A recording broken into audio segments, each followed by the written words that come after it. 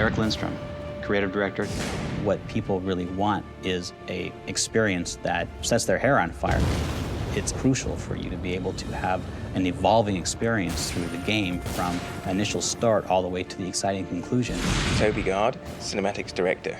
Underworld's a great name because that really is kind of the basis of the quest that she's on, is that it's kind of getting down in deeper, really, than she's ever gone before, both in terms of the location she goes to, but also sort of her internal journey as well.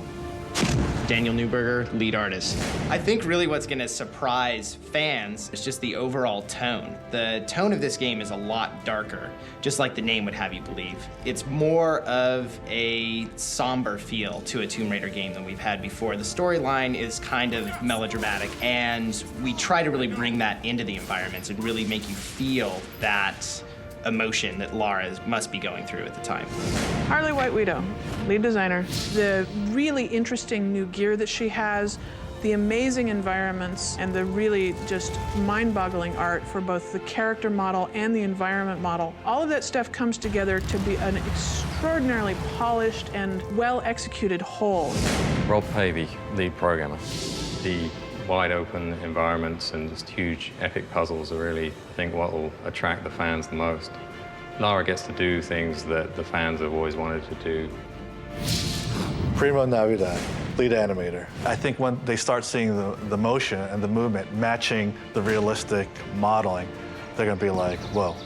And then as they traverse through the levels and find out they could climb on this, jump onto that, I think it's gonna blow their minds. Giving the player the power to explore and actually be Lara is gonna blow them away because we're not gonna limit them to what they can do. They're gonna be limited by their imagination. Cam Yu, lead character artist. I think people are going to be really surprised at how detailed the world is and how detailed the characters are. A lot of thought and a lot of work has gone into creating these environments and characters, and it's not like anything that anybody's seen before. It's just such a lush environment. It's so immersive. When people start playing it, they'll think they're actually in the world. They'll be completely engrossed. I truly believe that. In Underworld, we wanted to raise the stakes because we wanted a much more epic experience. The overall vision of the game is big and epic.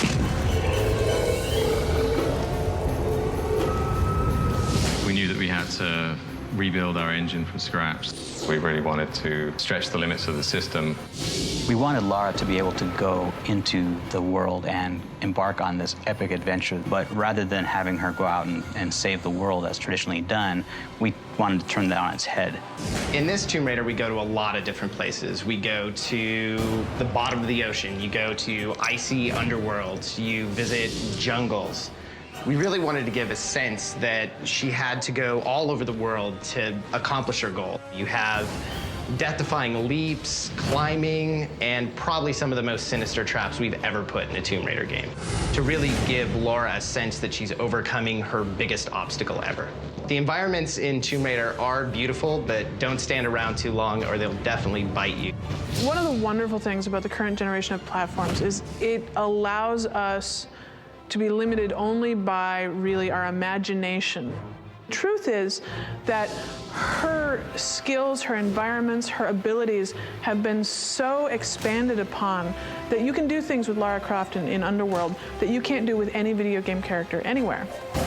I think we've really turned the page in terms of what the player can expect when they move into one of these worlds and they just find that it's mind-bogglingly detailed. Tomb Raider stories have always been about Lara Croft going out into the world, discovering lost cities and tombs, and finding artifacts. So in Underworld, we wanted to raise the stakes. What Lara does is she goes after the artifact she's looking for, but finds out fairly early on that doing so is actually dragging the world to a possible catastrophe situation. You get excited, you get thrilled, the hair stands up on the back of your neck, because what you're doing isn't just a game mechanic. You're in the location, you're Lara.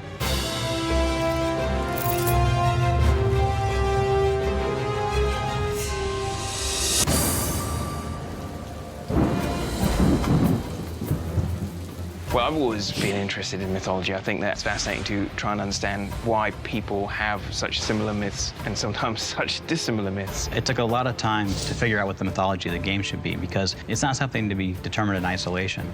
In terms of coming up with all the different places she would go, there were visual things to be considered. That leads to the mythology you would find in those places. That leads back to what locations would be affected, and vice versa.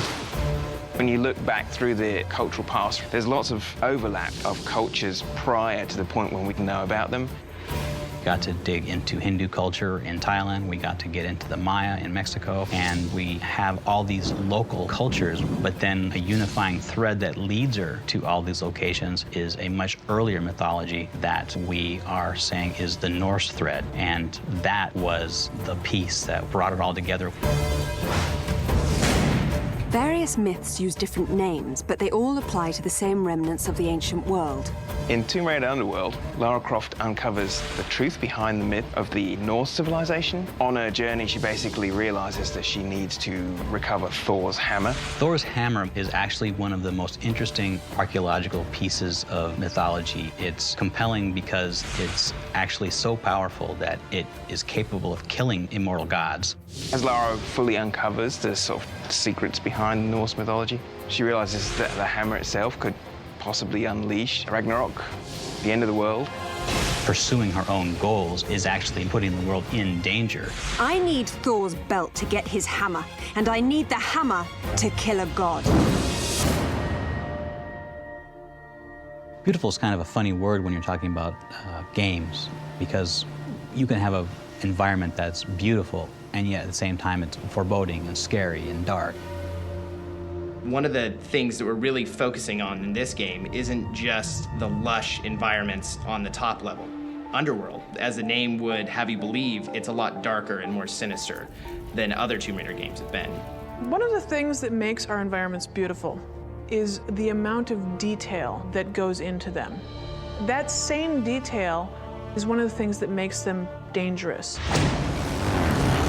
When she goes to Mexico, it's chucking down rain, and it's doing it not just because we can make it rain, it's because it's a scene that wants rain. It's a mood that we want to have her pursuing this underworld.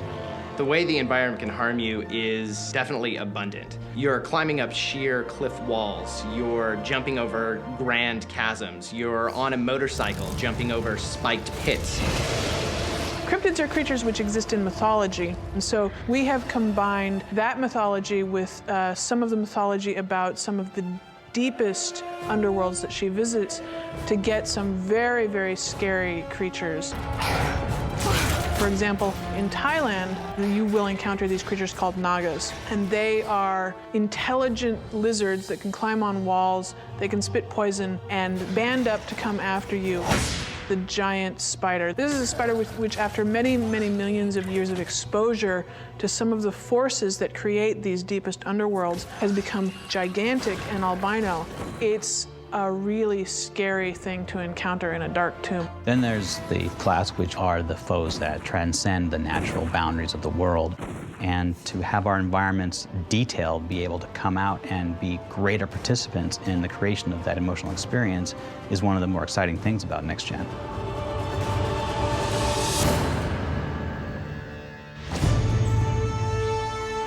Part of the experience we wanted players to have was to just wade into this large interconnected environment and to start exploring.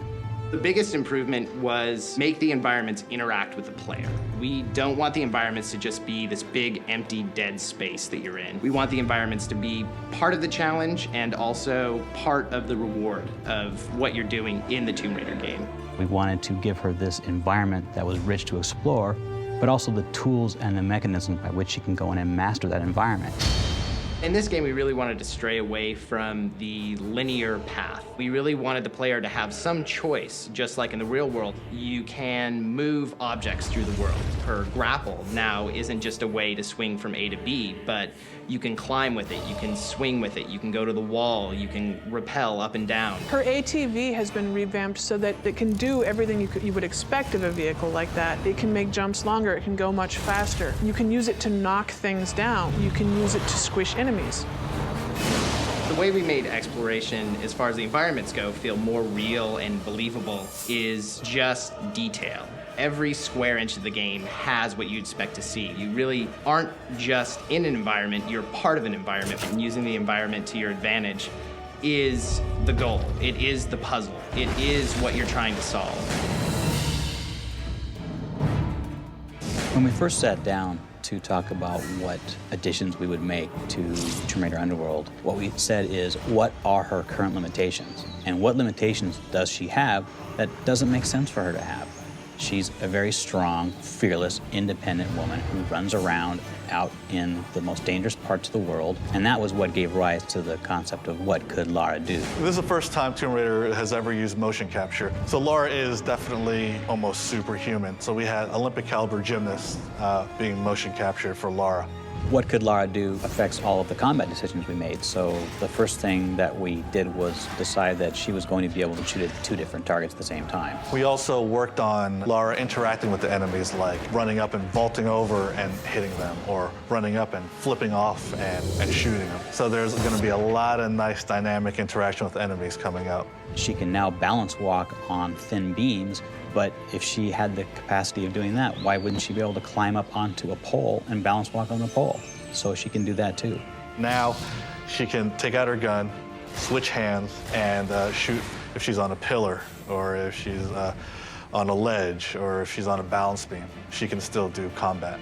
All these create a string of animations that just is enormous. The number of animations Lara has is rumored at 1,600, but we have another batch that adds another couple hundred.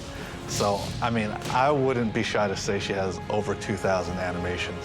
With this current generation of systems, they just make Lara all that more believable. She does really cool things, like when she walks through bushes, she'll push them out of the way. So it's very contextual. It makes her seem like she's a part of the environment. She's very much alive. You'll see a lot of detail in there that we've never been able to achieve before. All this sort of makes her someone that you can actually relate to. The player will actually feel like they're a part of this world. And I think for new players, it's that sense of discovery that they're going to find in this game, which is really exciting.